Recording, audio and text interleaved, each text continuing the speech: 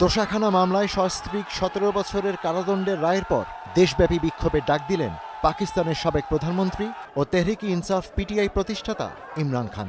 নিজের আইনজীবীর মাধ্যমে দলের সমর্থকদের প্রস্তুত থাকার আহ্বান জানিয়েছেন তিনি। পিটিআই মহাসচিব সালমান আকরম রাজা এই তথ্য জানিয়েছেন। পুরো জাতিকে আমাদের অধিকারের জন্য দাঁড়াতে হবে।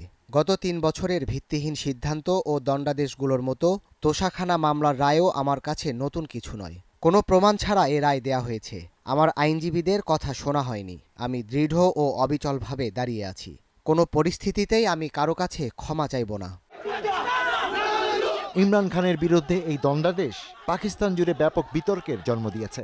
লাহোর ও পেশোয়ারের বাসিন্দারা এই রায়ের বিশ্বাসযোগ্যতা নিয়ে প্রশ্ন তুলেছেন। এ ধরনের সাজা দেওয়া ও রাজনৈতিক ব্যক্তিদের এমন মামলায় জড়ানো ভালো নয়। এতে দেশের শান্তি ক্ষতিগ্রস্ত হবে।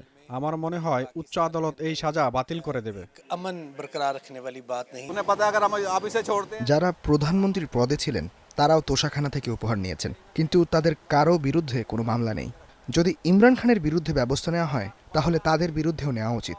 এই সাজা প্রমাণ করে আদালতের রায় একতরফা। এই রায়ের বিরুদ্ধে সরব হয়েছে পাকিস্তানের জামায়াতে ইসলামীও। রাজনৈতিক প্রতিশোধমূলক যে পদক্ষেপ নেওয়া হচ্ছে সেগুলো কোনোভাবেই সমর্থন করা যায় না। জামায়াত ইসলামী মনে করে ইমরান খানের বিরুদ্ধে দায়ের করা মামলাগুলো রাজনৈতিক উদ্দেশ্য প্রণোদিত। রাজনৈতিক মামলায় সাজা দেয়া কোনো সমস্যার সমাধান নয়। ২০২৩ সালের আগস্ট থেকে কারাগারে আছেন ইমরান খান। বর্তমানে তিনি অন্য মামলায় ১৪ বছরের সাজা ভোগ করছেন।